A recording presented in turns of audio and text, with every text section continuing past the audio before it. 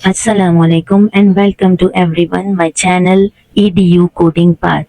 आज हम इस प्रेजेंटेशन में कंप्यूटर की हार्डवेयर के उन अहम बिल्डिंग ब्लॉक्स पर बात करने जा रहे हैं जो आज की डिजिटल दुनिया की बुनियाद हैं।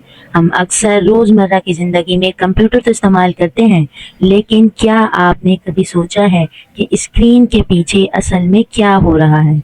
इस सेशन में हम कंप्यूटर के उन तमाम अहम हिस्सों को एक्सप्लोर करेंगे जो कंप्यूटर को जिंदा रखते हैं, CPU से लेकर स्टोरेज और पावर सप्लाई।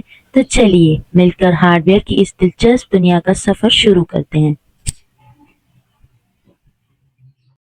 आज हम इस प्रेजेंटेशन में कंप्यूटर की हार्डवेयर के उन अहम बिल्डिंग ब्लॉक्स पर बात करने जा रहे हैं जो आज की डिजिटल दुनिया की बुनियाद हैं। हम अक्सर रोज़मर्रा की ज़िंदगी में कंप्यूटर तो इस्तेमाल करते हैं, लेकिन क्या आपने कभी सोचा है कि स्क्रीन के पीछे असल में क्या हो रहा है? इस सेशन में हम कंप्यूटर के उन तमाम अहम हिस्सों को एक्सप्लोर करेंगे जो कंप्यूटर को ज़िंदा रखते हैं, CPU से लेकर स्टोरेज और पावर सप्लाई। तो चलिए मिलकर हार्डवेयर की इस दिलचस्प दुनिया का सफ़र शुरू करते हैं। अब बात करते हैं कंप्यूटर के सबसे अहम हिस्से की, जो है CPU यानी सेंट्रल प्रोसेसिंग यूनिट। इसे कंप्यूटर का दिमाग यानी ब्रेन भी कहा जाता है। इसका काम बहुत मुश्किल है, हर उस इंस्ट्रक्शन को एग्जीक्यूट करता है जो आप कंप्यूटर को देते हैं, चाहे आप इंटरनेट चला रहे हों या गेमिंग कर रहे हों।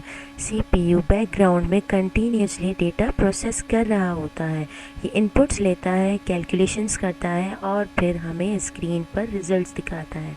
इसके बगैर कंप्यूटर सिर्फ एक खाली डब्बा है। एक दिलचस्प बात, CPU की रेवोल्यूशन 1971 में इंटेल 4004 के साथ शुरू हुई, जो दुनिया का पहला कमर्शियल प्रोसेसर था। अब बात करते हैं मदरबोर्ड की। मदरबोर्ड जो कि मेन प्रिंटेड सर्किट बोर्ड है, जो कंप्यूटर के तमाम हिस्सों को आपस में जोड़ता है और उन्हें एक दूसरे से बात करने की इजाज़त दे। अगर गौर से देखें तो कंप्यूटर आपको इसके अंदर बहुत सारी कंपोनेंट्स नज़र आएंगे जो आपके डेटा को प्रोसेस करने में हेल्प करते हैं और प्रोसेसर तक पहुंचाते हैं।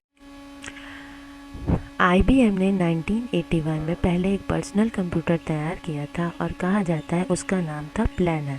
उसमें CPU और रैम मौजूद होती थी। आते हैं रैम की तरफ, यानी रैंडम एक्सेस मेमोरी। इसे आप कंप्यूटर की शॉर्ट टर्म मेमोरी भी समझ सकते हैं।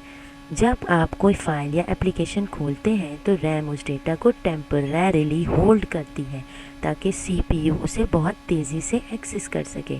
ये रैम ही है जो मल्टीटास्किंग को पॉसिबल बनाती है। याद रखें, ये वॉलेटाइल मेमोरी है। इसका मतलब है कि कंप्यूटर बंद करते ही इसका डेटा क्लियर हो जाता है।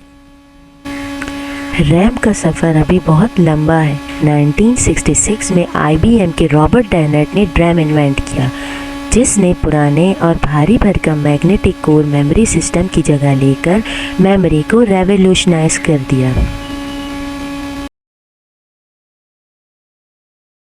HDD यानी hard disk drive magnetic storage device है जो मुस्तकिल डेटा को स्टोरेज करने के लिए इस्तेमाल होती है, जो कंप्यूटर बंद होने पर भी आपके ऑपरेटिंग सिस्टम, फाइल्स और प्रोग्राम्स को महफूज रखती है।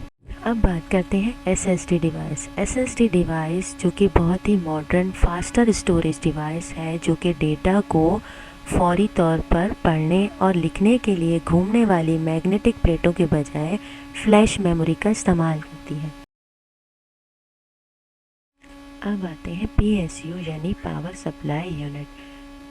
पावर सप्लाई यूनिट घर के स्विच बोर्ड से आने वाले ऑल्टरनेटिंग में चेंज होकर यानी DC को डायरेक्ट करंट AC में चेंज कर देता है, जिसकी कंप्यूटर के इंटरनल पार्ट्स को ज़रूरत होती है।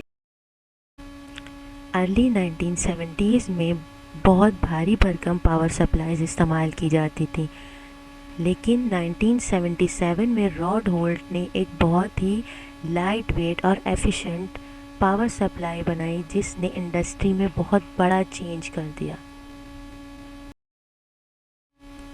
ग्राफिक कार्ड एक बहुत ही ख़ास कंपोनेंट है जो आपके कंप्यूटर को इमेजेस और वीडियोस को डिस्प्ले करने में मदद करता है। तो दोस्तों, आज हमने CPU और उसके मेन कंपोनेंट्स को समझा। अगली वीडियो में हम CPU के अलावा और दूसरे पार्ट्स हार्डवेयर के पार्ट्स के बारे में डिस्कस करेंगे। अगर आपको आज की वीडियो समझ आई तो उसे लाइक करने और अगली वीडियो मिस ना करने के लिए चैनल को सब्सक्राइब करके बेल आइकन ज़रूर प्रेस कर दें। नीचे कमेंट्स में बताएं कि क्या आपको CPU का कोई और पार्ट समझने में मुश्किल है। मैं आपको कमेंट्स में जवाब ज़रूर दूंगी। अल्लाह हाफिज़ में डिस्कस करेंगे।